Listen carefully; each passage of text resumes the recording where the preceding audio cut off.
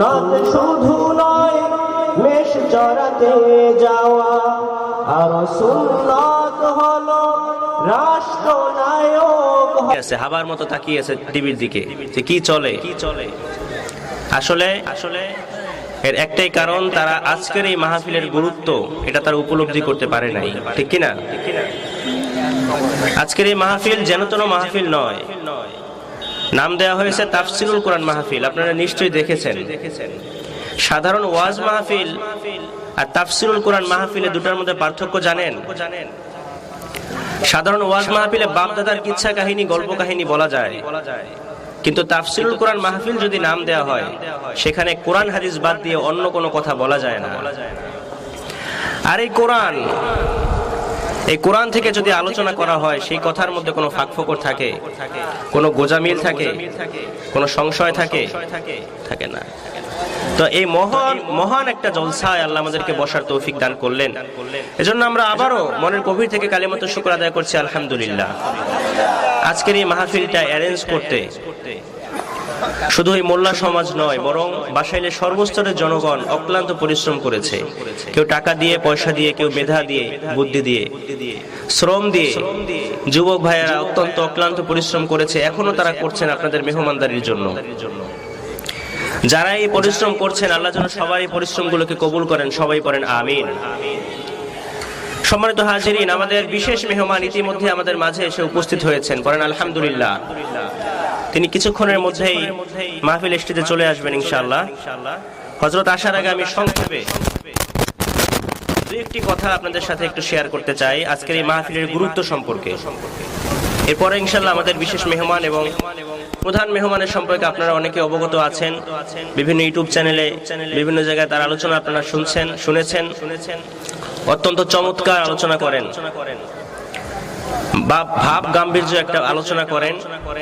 আলোচনা শুনলে শুধু শুনতেই মনে চায়, মানে কোন জায়গা থেকে যে সময় শেষ হয়ে যায় এটা টেরও পাওয়া যায় না। তো আল্লাহ যেন তাকে সহি সালামতে, আমাদের প্রধান আলোচককে আমাদের মাঝে উপস্থিত হওয়ার তৌফিক দান করেন, সবাই পড়েন আমিন। সম্মানিত হাজিরিন, আমি আপনাদের সামনে পবিত্র কালামুল্লাহ শরীফের একখানা আয়াতে কারিমা তেলাওয়াত করেছি। কোরআনে কারিমের প্রথম সূরা, সূরাতুল ফাতিহা। সূরাতুল ফাতিহা হচ্ছে ভূমিকা। এরপরে যে সূরাটা, মানে এটাই মূলত প্রথম সূরা। সূরার নাম কি? বাকারা। আল্লাহ কোরআন শুরু করেছেন, প্রথমে বলেছেন আলিফ লাম মিম। এরপরে আল্লাহ বলছেন যালিকাল কিতাব লা রাইবা ফি, মানে কোনো আলোচনা নাই। ভূমিকার পরে আলোচনা শুরু করার আগেই এই ৬৬৬৬ খানা আয়াত, ১১৪টা সূরা, ৩০টা পারা, এর মধ্যে আল্লাহ কি বলবেন এই কথাটার সিগনিফিকেন্স, তাৎপর্য বোঝানোর জন্য আল্লাহ প্রথমে চ্যালেঞ্জ ছুড়ে দিলেন যালিকাল কিতাব লা রাইবা ফি। এটা এমন একটা কিতাব যে কিতাবের মধ্যে কোনো সন্দেহ আছে?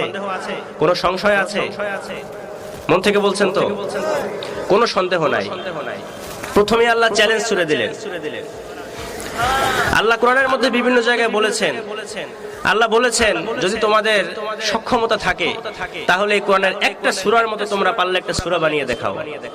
কিন্তু মক্কার তখন বড় বড় পণ্ডিতরা, আরবি ভাষা সাহিত্যে যারা পাণ্ডিত্য লাভ করেছিল, তারাও তখন অক্ষম হয়ে গিয়েছিল। তারা এই কোরআনের মতো একটা সূরার মতো, একটা আয়াতের মতো একটা আয়াত বানাতে পারে নাই। এবার আওয়াজ করে বলেন তো, এই কোরআন কি শুধুমাত্র আমাদের জন্য, শুধুমাত্র মুসলমানের জন্য? আওয়াজ তো কম কেন? ক্ষুধা লাগছে? হ্যাঁ, ক্ষুধা লাগে নাই? জোরে সোরে বলেন, এই কোরআন কি শুধুমাত্র মুসলমানদের জন্য? কাদের জন্য? আল্লাহ বলেন হুদাল্লিন নাস। এখানে আল্লাহ নাস শব্দ ব্যবহার করেছেন। আল্লাহ বলতে পারতেন হুদাল্লিল মুসলিমিন, হুদাল্লিল মুসাল্লিন, আল্লাহ বলতে পারতেন, কিন্তু আল্লাহ বলেছেন হুদাল্লিন নাস। এটা মানুষদেরকে, সমগ্র মানুষদের হেদায়েতের জন্য। ওয়াবাইয়িনাতিন মিনাল হুদা ওয়াল ফুরকান, এবং সত্য এবং মিথ্যার পার্থক্যকারী রূপে আমি এই কোরআনকে নাজিল করেছি। পড়েন সুবহানাল্লাহ। এজন্য এই কোরআনের আলোচনা যেখানে হয়, কোরআনের তেলাওয়াত যেখানে হয়, সেখানে একটা আকর্ষণ আছে না নাই? আকর্ষণ আছে। যারা ইমানদার, যারা সত্যপ্রেমী, যারা সত্যান্বেষী, যারা সত্য খোঁজ করে বেড়ায়, সে যে ধর্মেরই হোক না কেন, এই কোরআন তাকে আকর্ষণ করে, টানে। যুগে যুগে আমরা ইতিহাস দেখেছি, এই কোরআনের ভুল ধরতে গিয়ে অনেক অনেক দার্শনিক, অনেক বিজ্ঞানী তারা পর্যন্ত কালিমা পড়ে মুসলমান হয়ে গিয়েছেন। এরকম ইতিহাস ভুরি ভুরি আছে না? ছোট্ট একটা উদাহরণ দেই, ডক্টর মরিস বুকাইলি, নাম শুনছেন আপনারা? ফ্রান্সের একজন দার্শনিক ছিলেন। তিনি একদিন চিন্তা করলেন, তিনি ছিলেন ইসলামের ঘোর বিরোধী, কোরআনের ঘোর বিরোধী। তিনি একদিন চিন্তা করলেন যে পৃথিবীতে যত ধর্ম আছে, সব ধর্মের আগে যে কপিগুলো আছে, যেমন তাওরাত, তারপরে জাবুর, ইনজিল, এর 1000 বছর আগে যে কপি, বর্তমানের যে কপি, এটার সাথে কোনো মিল নাই, অনেক গরমিল হয়েছে। তো হঠাৎ করে তার শয়তানি মাথায় একটা বুদ্ধি আসলো যে আমি যদি 1000 বছর আগের একটা কোরআনের কপি সংগ্রহ করতে পারি, তাহলে অবশ্যই আমি কোরআনের ভুল ধরতে পারবো। আপনারা বলেন তো, সে যে উদ্দেশ্যে কোরআনের কপিটা খুঁজতেছে, তার উদ্দেশ্য কি ভালো না খারাপ? খারাপ না? উদ্দেশ্য খারাপ। সে খুঁজতে খুঁজতে খুঁজতে খুঁজতে 1400 বছর আগে লিখিত, সাহাবায়ে কেরামের হাতে লিখিত ইয়া বড় একটা কোরআনের কপি সে পেয়ে গিয়েছে। পাওয়ার পরে এবার সে চিন্তা করলো, দেখি এবার তো অবশ্যই আমি ভুল খুঁজে পাবো। কয়েক মাস পর্যন্ত সে রাতে ঘুমায় নাই, সারা দিনটা 24 ঘন্টা শুধু আগের কপি আর পরের কপি, লাইনের পরে লাইন, আয়াতের পরে আয়াত, অক্ষরের পরে অক্ষর, জবর, জের, পেশ, একটার পর একটা মিলাতে লাগলো। দিন যায়, মাস যায়, বছর যায়, তারপরও সে কোরআনের 1000 বছর আগের কপির সাথে বর্তমান কপির সাথে একটা জের জবরের বিন্দু মাত্র পার্থক্য খুঁজে পায় নাই। পরে সুবহানাল্লাহ, সে অবাক হয়ে গেল। অবাক হয়ে সে চিন্তা করলো, যদি এমন হয় 1000 বছর আগের কপি আর বর্তমান কপির সাথে কোনো গোজামিল নাই, কোনো রদ বদল নাই, তাহলে এতে কোনো সন্দেহ নাই যেটা অবশ্যই এটা আল্লাহর নাজিলকৃত কোরআন। পড়েন সুবহানাল্লাহ। এজন্য রব্বুল আলামিন বলেন, ইন্না নাহনু নাযালনা যিকরা ওয়া ইন্না লাহু লাহাফিজুন। আল্লাহ বলেন, এই কোরআনটা আমি নাজিল করেছি এবং এর সংরক্ষণের দায়িত্ব আমি আল্লাহ নিজ হাতে নিয়েছি। সুবহানাল্লাহ। ইতিহাস আমরা দেখেছি, বিশ্বনবী দুনিয়া থেকে বিদায় নেওয়ার পরে ইসলামের শত্রুরা ঝাঁকে ঝাঁকে যখন মুসলমানদের উপরে আক্রমণ করেছে বিভিন্ন সময়ে, মঙ্গোলীয় একদল তাতারি যাকে বলে, হালাকু খান যখন বাগদাদ আক্রমণ করেছিল, বাগদাদের সবচেয়ে সমৃদ্ধ পাঠাগার সে ফোরাত নদীর মধ্যে ছেড়ে দিয়েছিল, যার কারণে ফোরাত নদীর পানিটা লাল হয়ে গিয়েছিল। এভাবে যুগে যুগে ইসলামের শত্রুরা এই কোরআনের অনেক কপি জ্বালিয়ে দিয়েছে, এই পৃথিবী থেকে কোরআনটাকে ধ্বংস করতে চেয়েছে, কিন্তু পেরেছে? কারণ হাজার হাজার লক্ষ লক্ষ হাফেজে কোরআনের সিনার মধ্যে এই কোরআন আছে না নাই? যদি আগুন লাগিয়ে পৃথিবীর সমস্ত কোরআনের কপিগুলো জ্বালিয়ে দেওয়া হয়, তারপরও পৃথিবী থেকে আল্লাহর কোরআন বিলীন হবে না, হবে না, হবে না, সম্ভব না। কয়জনকে বিলীন করবেন? কয়জন হাফেজে কোরআনকে ফাঁসিতে ঝোলাবেন? লক্ষ লক্ষ হাফেজে কোরআনের সিনার মধ্যে কোরআন আছে, কারণ এই কোরআনটা সংরক্ষণের দায়িত্ব নিয়েছেন কে? আল্লাহ। এই কোরআন মানুষকে টানে, আকর্ষণ করে। এজন্য কোরআন থেকে যদি কথা বলা হয়, সেই কথার মধ্যে কোনো গোজামিল থাকে। বিশ্বনবী জনাবে মুহাম্মদুর রাসূলুল্লাহ যখন পৃথিবীতে আসলেন, তিনি যখন নবুয়তি পেলেন, নবুয়তি পাওয়ার পরে তিনি লুকিয়ে লুকিয়ে মাক্কি জীবনে কোরআনের দাওয়াত দিচ্ছিলেন। মক্কার কাফেররা তার উপরে বিভিন্নভাবে চড়াও হয়েছে, আপনারা ঘটনা জানেন। আমি সংক্ষেপে শুধুমাত্র একটু হেডিং টেনে, মানে আজকের এই আলোচনার যে গুরুত্ব কতটুকু, আমি সেদিকে একটু গিয়ে এরপরে আমাদের বিশেষ মেহমানের কাছে আলোচনা ছেড়ে দিব, উনি এরপরে আলোচনা করবেন। বিশ্বনবী জনাবে মুহাম্মদুর রাসূলুল্লাহ তিনি দিনের বেলা যখন নামাজ পড়তেন, তিনি সিজদায় যেতেন।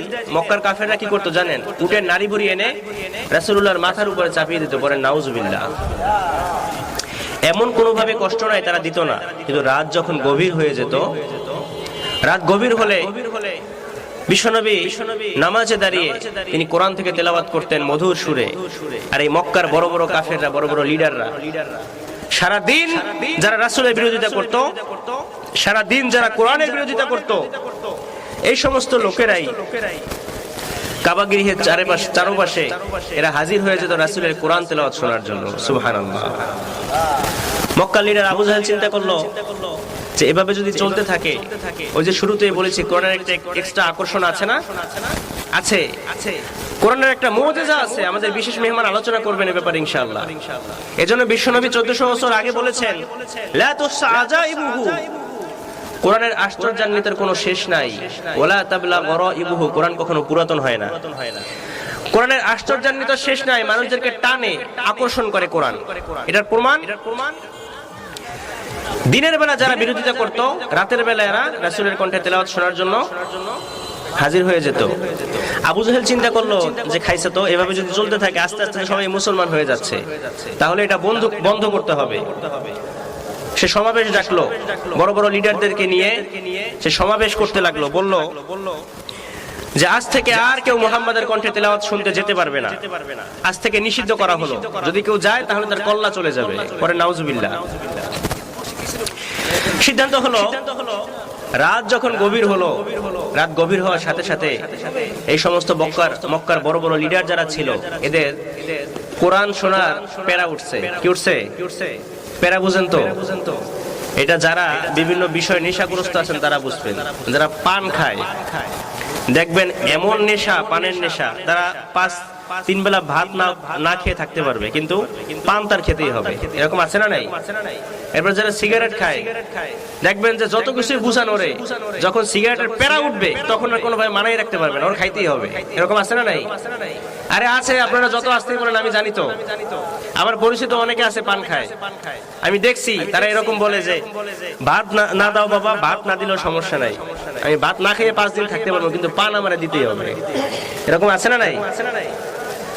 তো ওদের কিসের প্যারা উঠছে? কোরআন তেলাওয়াত শোনার প্যারা উঠছে। এবার সাইবা, উতবা এরা চিন্তা করে যে আবু জাহেল যেহেতু আইন পাশ করছে, কেউ তো আজকে যাবে না, তাহলে আমি যাই। ও গেছে। সাইবা একই চিন্তা করছে যে কেউ যেহেতু যাবে না, আমি যাই। আবু জাহেল চিন্তা করছে আমি তো মক্কার লিডার, আইন তো আমিই পাশ করলাম, তাহলে আমার আইন ভঙ্গ করে তো কেউ যেতে পারবে না, তাহলে কেউ যেহেতু যাবে না আমি যাই। এভাবে দেখা গেল সবাই হাজির। যখন রাসূলের কণ্ঠে তেলাওয়াত শেষ হলো, যখন সবাই বাড়ির পথ ধরলো, রাস্তা কিন্তু ফেরার একটা। এবার একজনের সাথে আরেকজনের দেখা। কি ভাই? এই কে তুমি? আমি তো সাইবা। তুমি কে? বলে আমি উতবা। তুমি কে? বলে আমি আবু জাহেল। কি ব্যাপার? তুমি না আইন পাশ করলা, কেন আসছো? তোমরা আসলা কেন? আরে আপনি লিডার, আপনি আইন পাশ করছেন, আপনি কেন আসলেন? আগে তো আপনার কল্লা যাওয়া উচিত। তার মানে এরা যতই আইন পাশ করুক, কোরআনের যে আকর্ষণ, এই আকর্ষণ তাদেরকে চুম্বকের মতো টানতে পারে। সুবহানাল্লাহ।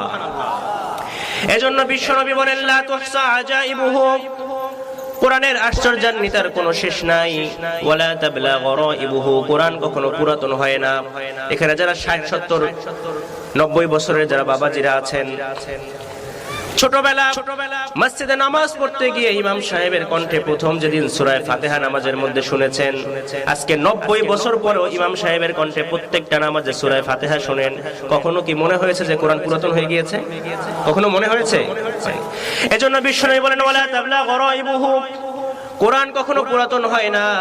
ফিহি মাসাবিহুল হুদা, কোরআনের মধ্যে আছে হেদায়েতের মশাল, ওয়া মানারুল হিকমাহ, আর রয়েছে বিজ্ঞানের সুউচ্চ মিনার। পড়েন সুবহানাল্লাহ। কোরআনের মধ্যে বিজ্ঞান আছে না নাই? অভাব নাই। আল্লাহ বলেছেন ইয়াসিন ওয়াল কুরআনিল হাকিম, বিজ্ঞানময় কোরআনের কসম। আল্লাহ কসম করেছেন কোরআনের প্রতিটা পরতে পরতে, স্তরে স্তরে, cosmology, geology, human anatomy, embryology, এমন কিছু নাই কোরআনে মাটির তলের কথাও আছে, মাটির উপরের কথা আছে, আকাশের কথা আছে, আকাশের উপরের কথাও আছে না নাই? সবকিছু আছে। আজকে আমরা এই কোরআন থেকে ইনশাআল্লাহ সরাসরি তাফসীর শুনবো। সবাই রাজি আছেন তো? সবাই যারা এখন এদিক সেদিক ঘোরাফেরা করছেন, আমি অনুরোধ করব আপনারা অতি তাড়াতাড়ি মাহফিল প্যান্ডেল চলে আসুন। আমাদের বিশেষ মেহমান ইতিমধ্যে আপনাদের মাঝে এসে উপস্থিত হয়েছেন। আমি আর আলোচনা দীর্ঘ করব না, একটু তাকবীর দেয়া যাবে? লিল্লাহি তাকবীর, লিল্লাহি তাকবীর।